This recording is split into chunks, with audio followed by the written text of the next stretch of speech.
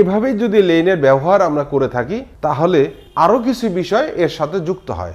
যেমন বলেছিলাম সময় কম লাগে, তেমনি মানুষের উপরে, চালকের উপরে, যাত্রীর উপরে মানসিক চাপটা কমে যায়।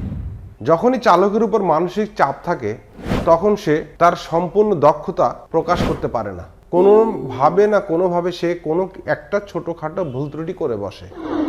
এই ছোট্টখাটো একটা ভুল ত্রুটি সড়কে অনেক বড় ধরনের একটা ঘটনা ঘটিয়ে ফেলতে পারে।